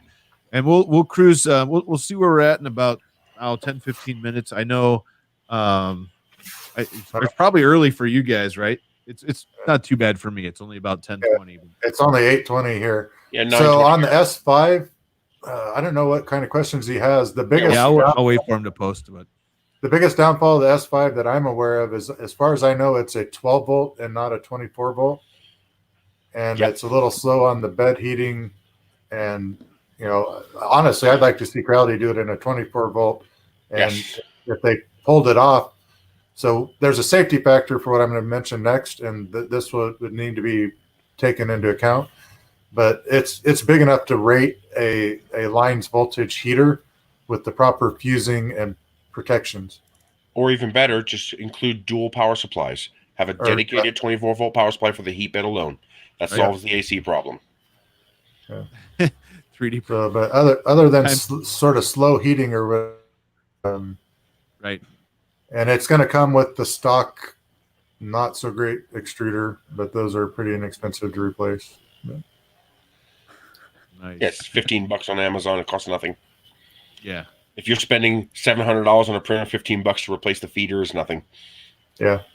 It's just a little disheartening that in their mind that they're spending that much and having to replace it it should come with an aluminum one, in my opinion. Yeah, I agree. It should come with a dual drive unit. Yeah. Yeah, I think all of them should come with that new one with the dual drive. That would be awesome. I would love to see Creality just stop producing all feeders and only produce the dual drive unit. It's just fix the problem with it chewing itself and just make that the standard. Yeah, or even go to the basic aluminum on all units and adjust the price accordingly, just for the end users, right? Because people, if they did that, and let's say the price went up even $10 on the base unit, and buy it because it costs $10 more, but it came with an extruder you don't have to replace, right? So these are the types of things that we're trying to work with the company on to realize and implement. When you start hitting the $1,000 price point, $10 don't matter. Right. Yeah, it doesn't. But still a thing. This guy is absolutely correct. It's the people that first get into this and maybe they're overwhelmed, or they thought it was just plug and play. You put it together, or you get a box that was already ready and you have to put it together. Some people don't like that. I call it the toaster effect. They expect to pull a toaster out. Exactly. Well, I can actually give you a story on that.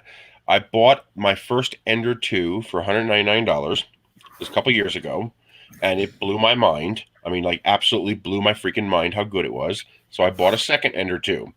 And because I wanted to see, was this a fluke? Did I just get one lucky printer?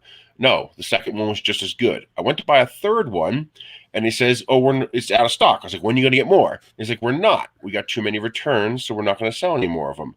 And I got to thinking, I was like, what are you doing with all the returns? And about a week later, I negotiated to buy 9. Now, this is where the story gets interesting. I ended up getting 7 of them because 2 of them were lost somewhere in FBA. They were gone.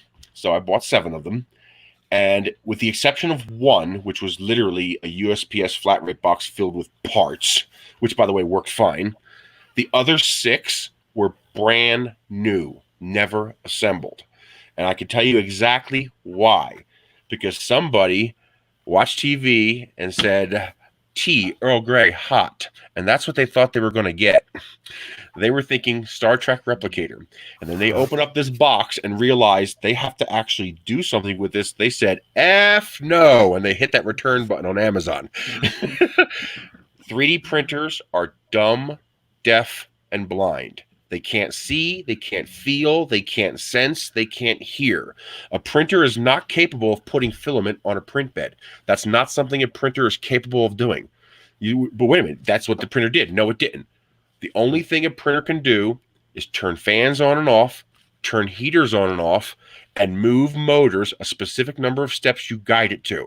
So I want you to close your eyes right now, and then I want you to take your fingertip and put it on the bottom left-hand corner of your screen with your eyes closed. And if you hit the screen wrong, you break it. And if you miss the screen, your print fails. Okay, that's a 3D printer. A 3D printer just says, eyes closed, says, turn this motor X number of times, turn that motor X number of times, turn that motor X number of times. And it doesn't even know if the motor is actually doing anything because the belt could break and the printer would never know. So with 3D printing, you are the eyes, the ears, and the intelligence. That's why you have to level the bed and stuff like that, tighten the belts, align the wheels, because the printer doesn't know. G-code is literally movement instructions. It doesn't even, the printer doesn't even understand move right 10 millimeters. It doesn't understand that. It understands turn this stepper motor X number of steps. And that's why you have to calibrate your steps per millimeter so that it, when you tell it 10 millimeters, the slicer actually says printer doesn't understand that. And it converts your 10 millimeters into a number of steps. And that's what your printer does. And unless you want to spend DIY. Unless you want to spend $500,000, you're not going to get one that has basically what we have in the CNC machining realm, where they have linear encoders that actually can tell relative position all the time. That's not going to happen in this space, even in the next 10 years. Right. It's just not affordable. It costs too much. No problem, well, the John. costs could come down fast, but it's not needed. This tech is good enough, so there's no incentive to invest the money to try to bring that tech down in price. So there's just no need. I definitely agree, and I don't know if we'll ever get to the point where it's like a quote toaster where you just throw it on your counter and go. But we already have it. Here's the thing: there's things like Luke's guide, like all of our videos and stuff like that, that will help you get to that point. And there might be some amazing printers out there that can do that, but in my opinion, for now, this time being, you're always going to have to tinker or adjust, like you said, because it's all based on us. So if my slicer settings aren't right, the printer's not going to react to what I did wrong. I mean, it's not going to print perfect if I don't print it perfect. And then there's the other side of that. I get people all the time. They're in search for this perfect profile. And I'm like, you haven't done the basic kinematic stuff to make your printer work properly. And that's the other part. And if your machine is not doing a good printer, is understanding you got to do the mechanical before you do the programming part. Well, and it's like an Ender 3. If your X gantry is not level, which is one of the biggest problems with the Ender 3, right? It doesn't matter if you take my profile or you take Chris's profile, which is better than mine, or you take Luke's profile or Ben's profile. It's never going to work because the X gantry is not straight, and it can be the best profile in the world. But if your machine isn't set up to run it right, it's not going to run right. And I did want to say this: we have about 160 people watching over the a blanket of channels we're on right now, and I just wanted to thank you guys for taking your time out. And watching us four yahoos talk about 3D printing and have fun here with you guys. And hopefully whatever channel you're on, if you can shoot that like out there, hopefully you hit that subscribe button on all of us. But if there's anybody in the chat that you don't know, check out their channels too, because everybody out there is doing something really cool. And maybe they don't have a channel to show it. Maybe they do, but everybody has some really cool stuff to show. I just wanted to throw that out there. And on top of that, consider it this way as well. It's like hiring the best F1 or rally car driver in the world. We're talking the best driver on the entire planet. And you put him in a car with no gas and a flat tire. Yeah, or put him in a car. It doesn't matter how good he is, okay? He's the profile. It doesn't matter. The car has to run right. Steven's in the house. Hey, Steven. But yeah, I agree. And there's so much to learn, and that's why I started my channel, because I literally got my printer and I'm like, help, Luke. And then I said, Luke, do you mind if I start filming your stuff? Because I learned way better visually. And I honestly don't understand some of the stuff, the technical stuff that Luke talks about, because I didn't know what it was. So it's much easier if you go, this here, that there, and you point it out, because then you can say, in a very real way, you're my interpreter, because some people need to see it on video instead of reading it. Right. And I'm one of those people. And it's funny because people think that I'm you or you're me or vice versa. And then you get like nicknames like Nerdy Jesus or Nerdy J, but that's okay. But Yeah. Hooker bus, someone says. There you go. And that's something else I don't understand too, is this desire for profiles. And I have a profile for almost every printer I've ever used on my Google Drive. And I'm going to give you guys a little bit of a secret about those profiles. They're all the same. What? Oh my god! Profiles don't mean anything. You told the secret. Oh no! Profiles are meaningless. Besides small little tweaks that are differences between printers. You know, for example, obviously I can't use an Ender 3 profile on an Ender 2 because it has a smaller build volume. But that's a physical constraint. That's not a profile difference. Okay, that's a hardware constraint. Profiles. He said about us understanding how profiles make particular types of parts, because you and I both can go and look at a model, and we can go into a profile and program make a profile. Right. Well, see, that's the trick. The trick. The trick with 3D printing is understanding the physical kinematics of how the 3D printing process works. Not in your profile, but in your brain.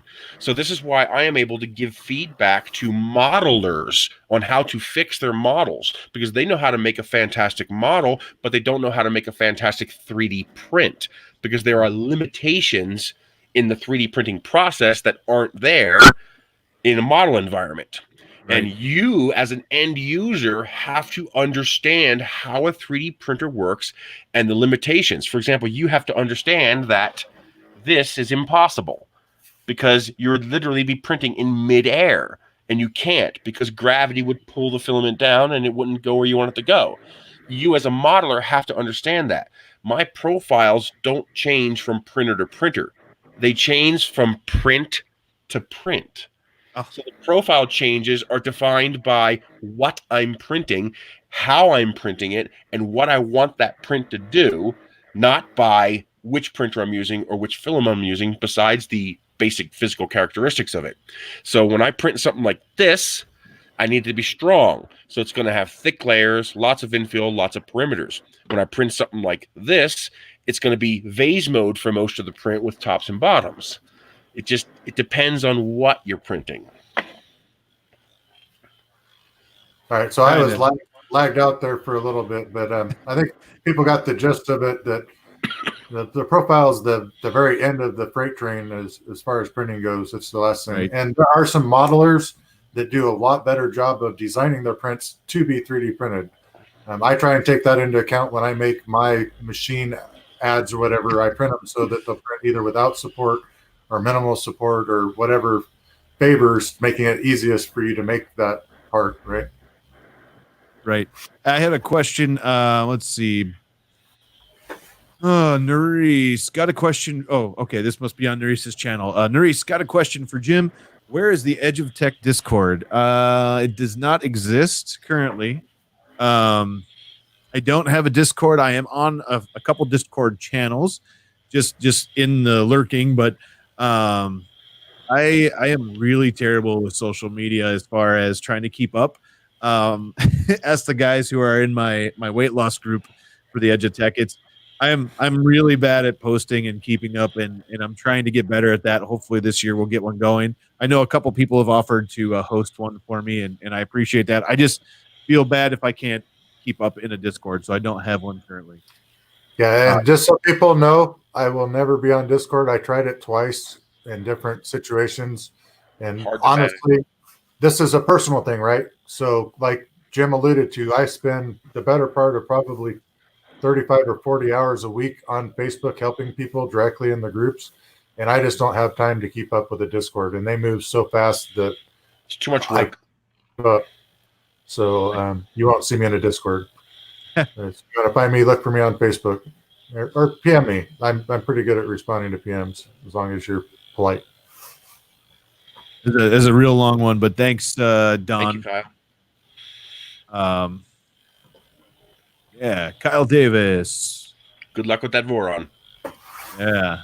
So I gotta do something because this is gonna be really funny. So you guys can keep talking, but I'm a little behind on the ball on this, but I was trying to post everybody's links. Yeah. Now, Ben did a pretty good job of getting all of our channel links and stuff out there. Yes, thank you, Ben. I was trying it too, and I didn't realize other people were posting them when I was. Yeah, it's all right. Maybe I see something. I think you. I still when I just entered this company, Creality in I think in 2018, and I really meet some customers that they really first time buy the 3D printer, like you said, and they don't even know how to code the gantry. So, and I don't know either. So they just say, oh, this thing is can't aligned, and this thing is broken, and I want to return it. So at that time, it's really frustrating for me and really frustrating for him. But think it's but that's the fun part that they just said, like Chris said, this thing is just a plug and play, but actually you have something to do. So yeah. Now, if you want plug and play, we're actually pretty close to that right now today. The only problem is material limitations and cost. But we have virtual toasters of 3D printers already. It's called resin printing. Mm-hmm. Once you put your fingers on that plate and level it, you just pour resin in and you hit go, and it pretty much works 99 out of 100 times. There's a bit of cleanup, but the actual printing process is plug and play. And I think depending on if we can bring the photopolymer toxicity and costs and the material availability down, resin printing is probably going to replace FDM printing for most people, just because of that plug and play. It just goes. Yeah, I think you're right, except for if you don't slice it right. Yeah. Yeah, figuring out the supports on those things. So I'm just entering the resin realm or whatever, and I intentionally didn't try to go into the resin realm, but I got drug in. But I'm working now, right? But the part for me I don't like is just the chemical aspect. We set up a negative air pressure zone in my house to use it, but it scares the bejesus out of me that people are using it without a negative pressure air system in their house to discharge those fumes. I think people are going to get sick. Actually, current study shows the VOCs from resin is not that bad. Okay. It's either the physical contact that's bad. Yeah. I'm trying to get excited about it. And especially I don't know if you guys saw the leak, but it looks like there's an LD003 coming that has a lot bigger form factor than the 2. and that actually caught my attention. Hey, Ben, please talk with Creality about working on going toward black and white monochrome screens. The difference is night and day. You're talking triple print speeds, double layer thicknesses, and 4 to 5 times lifespan for the LCD itself. Oh. I think I may heard it just a few days ago, but I do not know this tech stuff, but I will just feedback later. Yeah, I'll feedback later. Yeah. We'll put that on our special stream. There you go. Our special feedback stream. And here's a Chinese question I can actually answer for Stephen Lightspeed, because I've actually asked about this before and gotten the answer. In China, being able to speak English on a technical level, meaning engineering level, is an extremely valuable skill. So the problem that they run into is that if they can't afford to hire somebody who can speak the English because it's a very valued skill, and if they in-house train somebody to speak the language, the moment they are good enough at it, they get a better offer for a job somewhere else. So it's very difficult for Chinese companies to hire somebody or train somebody to speak English, because the moment they're good enough, they're gone, because it's just such a valuable trait to have over there. Basically, the only way they can do it is if like the owner learns enough English, because he's not going to run off and go get a job translating somewhere else. So it's very, very difficult for them to do that. It's not something they can easily solve. Gotcha. Oh, so yeah, that's it. Actually, one of the guys from Creality explained this to me. Ben's like, sign me up for this new job. Oh. Yeah. I think Steven just volunteered. He said Creality can hire some English speaker in the USA. They can afford it. So there you go. Contact Steven. He'll hook you up. No. All teasing aside or whatever, there is an effort. I've heard it from Ben and from other people within the company they're maturing as a company. They're getting ready to celebrate their 6th anniversary as a 3D printing company.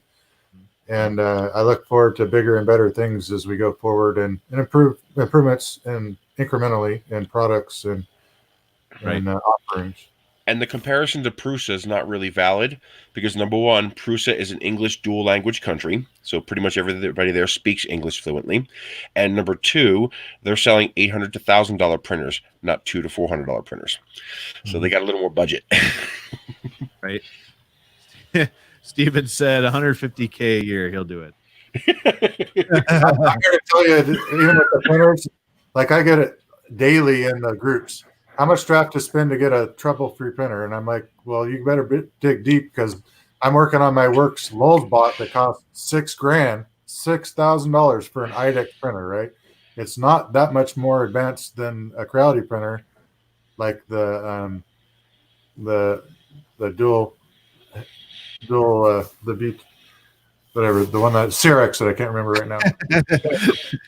But it is true IDEX. But anyhow, they're having all kinds of problems with it, and they're on the line with tech support. And, my intervention may be at some point be like, hey, maybe we just need to get off of the tech service thing and let me work it over so that it doesn't have the problems that it has. But they're not quite there yet. But nice. It is what it is. The cool part is I might actually get paid on my day job to go work on a printer for a little bit. Yeah. There we go. Good night, Gary.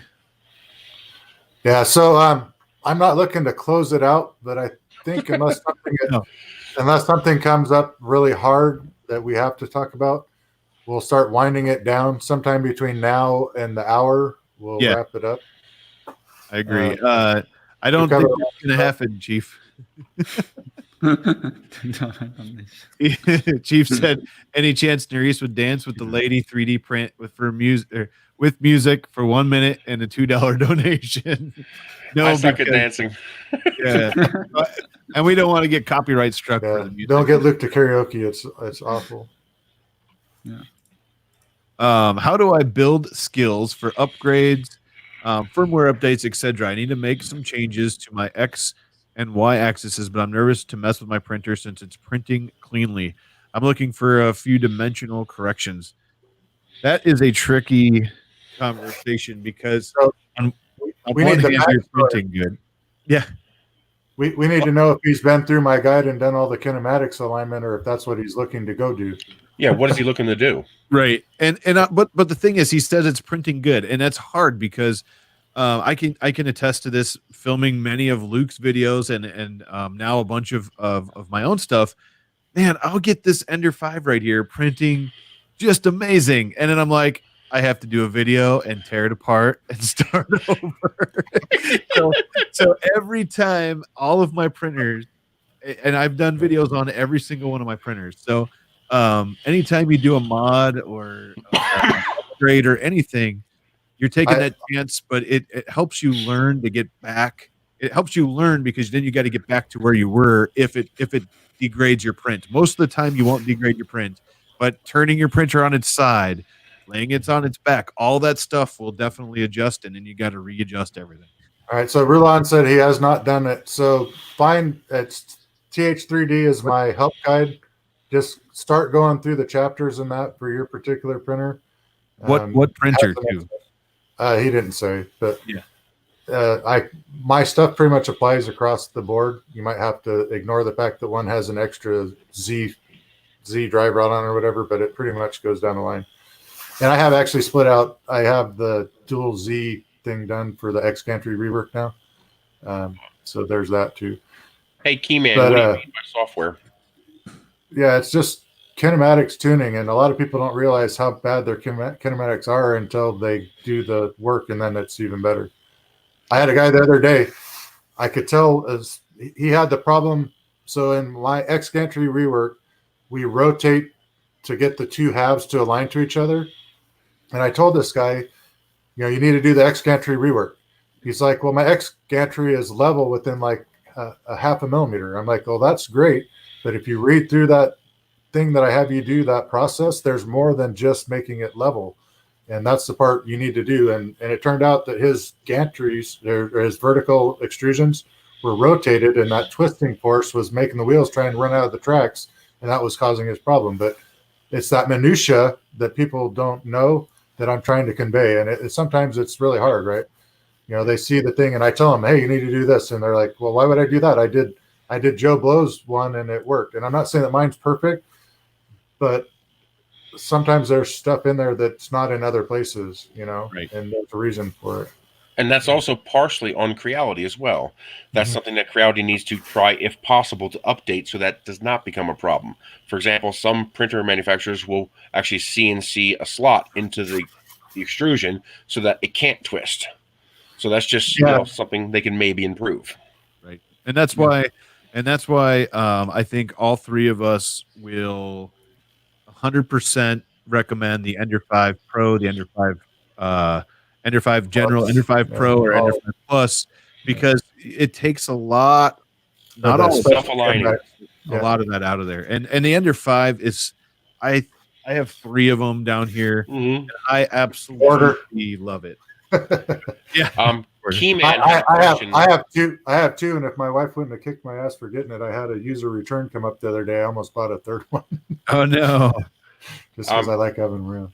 Keyman had a question for Creality Ben, which I'm not sure how to ask, because he asks, will your software going to be ported to Linux? The only 2 pieces of software I'm aware of are Chi2Box for the slicer, which is not their software, and Cura, which is also not their software. So what software does Creality make that you want to see ported to Linux? I saw the Linux question, and you know, nothing personal to the Linux guys, but if you're really going to deal with this space, you're going to have to run a Windows enumerator to run that software and just deal with there's not enough Linux guys out there to support directly doing that stuff for Linux. Sorry, go ahead, Ben. That's just the reality of it all. Does Creality have their own software? I don't think they do. Yeah, I think Curally, third party. The temporarily now I think all is third parties, but but for resin printers we do have our own developed our own. I think for the printer from 2018 something like that. It's LD001, but that software it maybe still have so many improvements. So finally, for this latest LD0002R, we just choose to use third party. That Chi2 software, but Chi2Box is a good choice. But it works. I mean, that's what everybody else says. So don't try and make you ground. Yeah, I'd rather see everybody work on one software than have 10 different softwares. All right, so I gotta speak to this. So Kyle Davis is asking for a Core XY Ender 5. Okay, so I had another manufacturer's Core XY on my bench for a little bit, playing around with it because I wanted to know what the hoopla was about the Core XY. I will tell you, and now it's a limited experience, and it's my biased experience, right? Because I have a bias. I did not see, other than a slight speed advantage in printing, the kinematics are so much more difficult to set up, and there's not a huge advantage over the Cartesian in the cube style printers. You're talking maybe a 20% speed increase for a lot more stuff to go wrong. And honestly, if Creality came to me and asked me directly, which they're not, but if they asked me, should we do a Core XY cube? I tell them, don't even take the time because it's really not worth it. Yeah, maybe look at trying to develop your product so you can run a little faster in a Cartesian, but I don't think that we need to see a Core XY. There is one advantage to a Core XY, and I don't think that advantage is enough to warrant making one. But the advantage of a Core XY is everything is inside the frame. So enclosing a Core XY is significantly easier. If you try to enclose an Ender 5, well, it's easy until you get to the top. And then you have to make a bubble hat to go around the kinematics that moves on the outside of the frame. But besides that, there's just not that big of an advantage. Now, Core XY machines that I've used are higher precision, but I think that comes down to because the kinematics are so much more complex, they have to have higher quality control to make them work at all. And so the end result is you end up, like, for example, my 2 Core XY machines, I have incredible homing repeatability. The repeatability is so good that I can print one STL file, come back a week later, print a second STL file that prints on top of the first STL file, and it will work fine. You can do that on a regular Cartesian style printer. It's a little harder. You usually end up with layers not being quite right, that first interface layer. But you have to do so much work for that tiny little bit of gain. I just don't know if it's worth it. Right. I agree. Go ahead. I don't know if I see that just Jim put that is people asking the upgrade case for the linear race. I think we maybe have some. We do have a post. I think last year we have posted and asking people if they need. And finally, I think we received very few people vote for this. So we do thinking of that if make for the temporarily for the. I think also. Especially, I think Chris Fabrication that he made a series videos of see the difference of the linear race or our stock designs. But you may check that. But also, I think some people even do the linear race on the under race something. But I have a video on my channel where myself and a gentleman named Tony upgraded all 3 of his axes on his Ender 3 and he absolutely loves it with the linear rails. But you just brought up a really good point, Ben. When Creality puts out a question, a survey, anything, if we all don't respond and answer, they don't know that we want stuff. And he just said they got a very little response about the linear rails, and maybe that's not what the collaborative wanted, or maybe just a bunch of people didn't respond. But it's very important that we give them the feedback when they're asking for it. I think we can all agree there, because if we don't give them the feedback, then they can't improve. Right. Well, that's so, and the linear rail thing is a whole mixed bag, right? So you get this very straight drive system, which is nice, but like was pointed out in Teaching Text video and some other places, if you don't put the vibration dampening in that we get from the POM wheels that's in our current drive systems, now you're going to see all your machine noise in your prints. And so then you're taking a very rigid system for accuracy and then putting basically a rubber buffer in it. And are you gaining that much by doing that? I don't really see it that way. Well, the linear rails, 2 things. One, asking questions doesn't really work that well if you don't ask the right question the right way. I mean, you guys have seen manipulated political questions here in our country where they're obviously leading you toward a specific result. Well, the opposite can also happen. If you ask a question that your question base doesn't understand, they're not going to answer because they just don't know what you're asking. So it works both ways. I think Creality should move toward linear rails, but for a different reason. Not for it is for precision, but not the kind of precision people think. Now, there's a double-edged sword with linear rails. One, Creality is going to have to ramp up their quality control because the POM wheels with the eccentric nut are forgiving to slight screw-up in factory production. So if a part is off by 0.5 millimeter, you can adjust it with the eccentric wheel and compensate for that difference. With a linear rail, the parts have to be manufactured precisely or it's simply not going to work correctly. But the advantage of linear rails is not in their precision. It's in their maintenance-free nature. There's no rolling wheels. There's no springs to adjust. There's no eccentric nuts to adjust. It is a rigid rail and a rigid carrier that rides on that rail, and so it's very hard for the end user to screw that up. It's also very easy to maintain. A little bit of spray oil, wipe it down, and it's maintenance-free. I can see a couple of use cases where, let's say, we use linear rails for the vertical aspect of an Ender 5 type printer, right? That makes sense to me. Does it need it on the X and Y? Not so much. But yes, on Z, you get rid of all the wheels.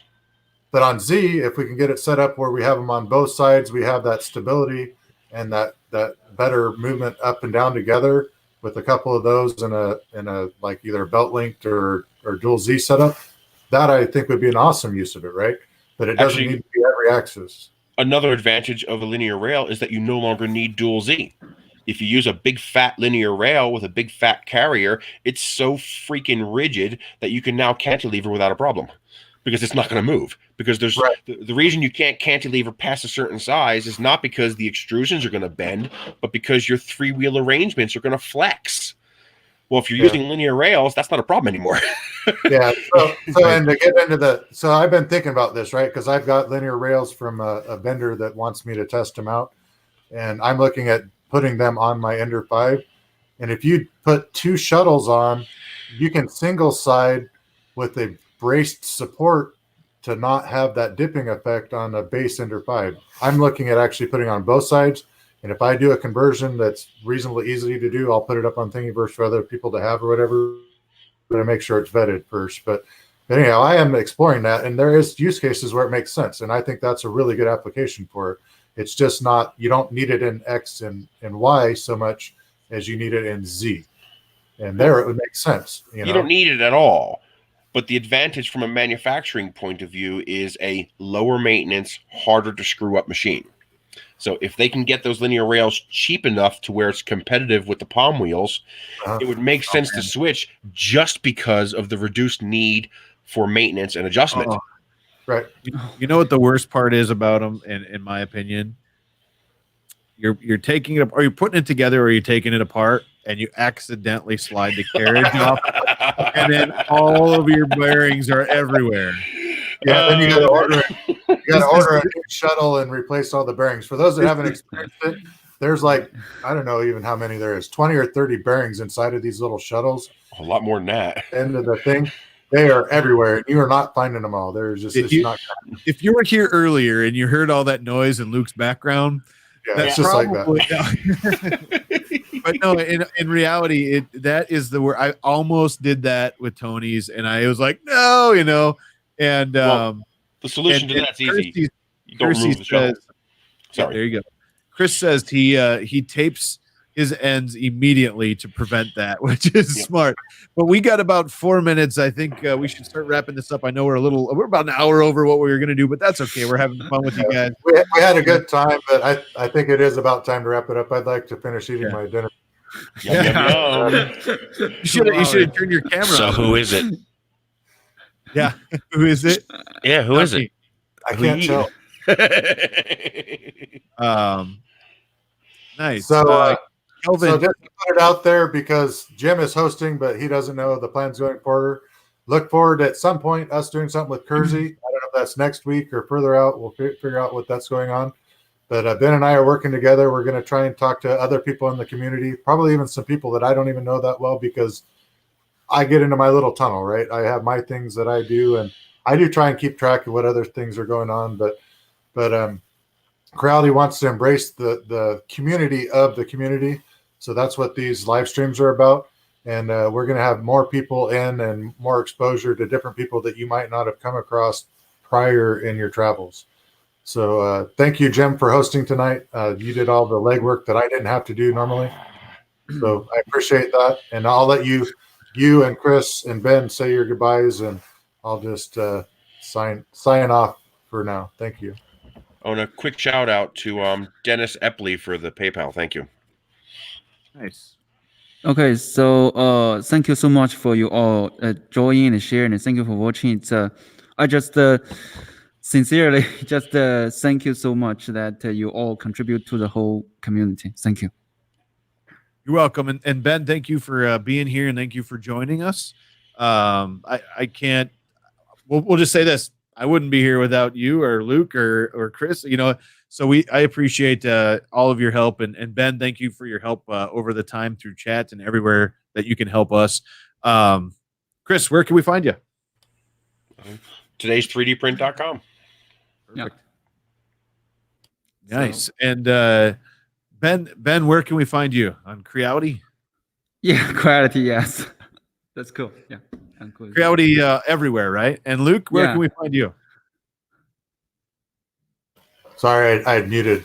Oh. So you can find me at Thingiverse as Onebadmarine, at YouTube as Onebadmarine, and everywhere else as Luke Hatfield in some form or another. I am not on anything other than Facebook. I'm not on, well, I have a Twitter account, not Twitter, but what do you call it? I have some other social media accounts, but I don't use them.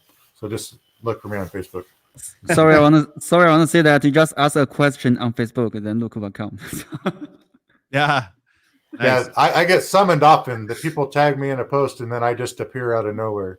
Right. That's very, very regular thing, and I don't mind that. If they'll say, "Hey, we can't figure out what's going on with this guy," hey, Luke, do you know? And I'll come in and I'll assess and help out, and I love doing that. So don't be afraid to ask me into a conversation to do it, because I enjoy it.